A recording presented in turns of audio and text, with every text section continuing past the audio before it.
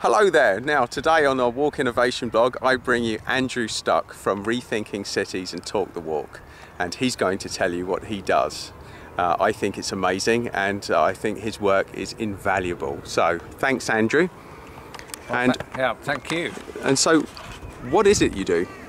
Well, what I've been doing is I've been trying to get people to rediscover their local neighbourhoods on foot, and I know that sounds a bit sort of weak and lame, but it really is fantastic. It really gives opportunity for people to get out and about, get fit and healthy, and rediscover where they live.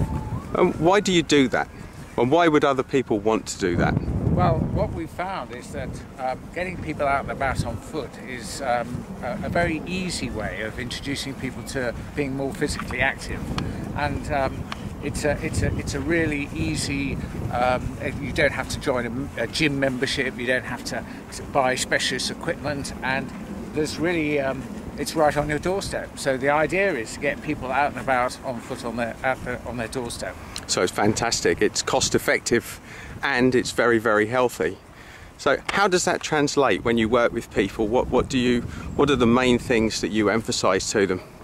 Well, what we try to do is we try to get, if I take an example of working in the workplace, what we do is we gather information from people who are already working in a workplace, and get that information together so they can then share it with people who are new to the workplace. So what we actually do, the actual process, is we literally get people to share their recommendations of places that are local to them. And then we devise walking routes which link these different places so that people can get to them. So do you know, have you any follow-up of how that, once you've given people all this information, are they using them? Well, I mean, the key thing is there's no two ways about it. If you ask people and you say to people, get out and walk more in your local neighbourhood, it doesn't happen. And, you know, if you give them a map and a route diagram and suggest various routes, they don't do much of it either.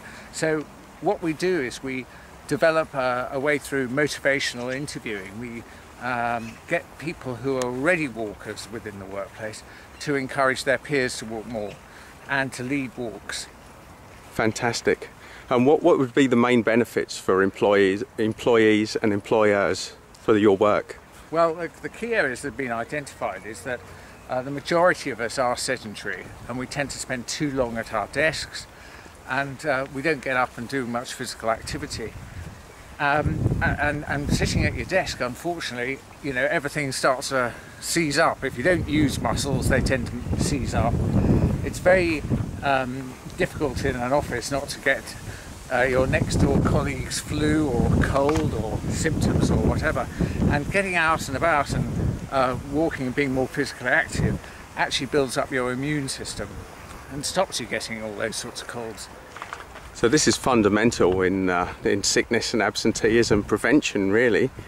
Yeah, and it's such an easy and modest intervention. It's not a costly one. And what we found is that those employers that have done it have seen changes in their sickness absence, but they've also found staff reporting they're more alert at work after they've gone for a walk. And in general, it's staff are more productive. Fantastic. Well, increased productivity and less sickness sort of speaks for itself. So what was one tip that you'd give people watching this video that they can start really improving their productivity and well-being right now? Well, certainly what I'd say is give it a go. Get out and go for a walk. And how often would they have to do that? Well, there's all sorts of advice saying that you should try to do 30 minutes physical activity a day, but you can do that in chunks of sort of 5 or 10 minutes at a time.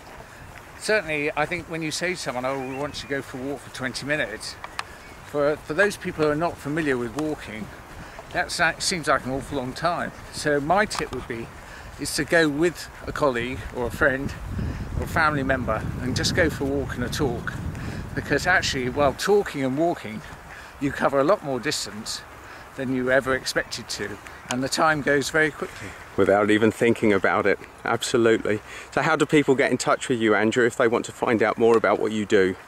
Well, we have a website, it's called rethinkingcities.net, because we want people literally to rethink about how they live in cities and how they get around. So if they contact us through rethinkingcities.net, that's the best way. That's fantastic. Thanks very much for joining me today. It's been a pleasure.